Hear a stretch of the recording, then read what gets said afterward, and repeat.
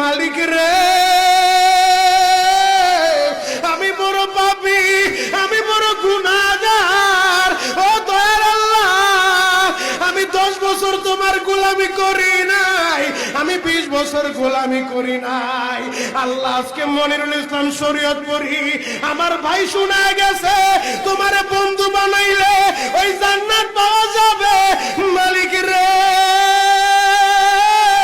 তুমি আমারে দাও না মাফ কইরা। যুবক রে, যদি কেউ আল্লাহরে বন্ধু বানাইতে পারে তার কোনো আর চিন্তা নাই, তার চিন্তার কারণ নাই গো বাবা। এ যুবক ভাইরা, দাড়ি পাকা বাবাজিরা, সবাই আমার দিকে একটা নজর তাকান। এই যে দেখেন আমি হাতের ভিতরে আহারে টিস্যু দিয়া কাফনের মতো একটা দৃশ্য বানায় ফেললাম। এমন একটা কাপড় আপনার শরীরে একদিন উঠে যাবে, আমার শরীরও একদিন উঠে যাবে।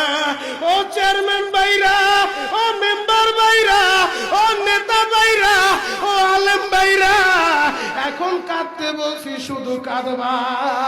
জীবনে কত জায়গায় আমরা গোসল করলাম।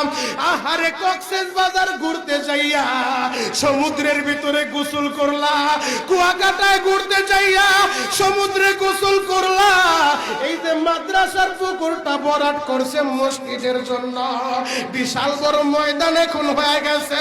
এই পুকুরের ভিতরে কত মানুষ গোসল করছে, আবার পিছনে একটা বিরাট পুকুর হয়ে গেছে, ওই পুকুরে কত মানুষ গোসল করবে।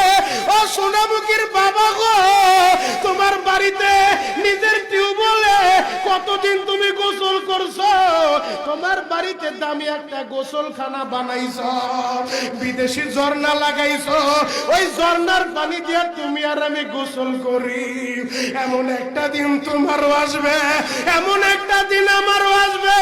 আহার ওই ঝর্ণার পানির গোসল আমার হবে না, পুকুরের পানির গোসল হবে না, আমার আপনার একটা গোসল দিবে। কেমন গোসল দিবে জানেননি?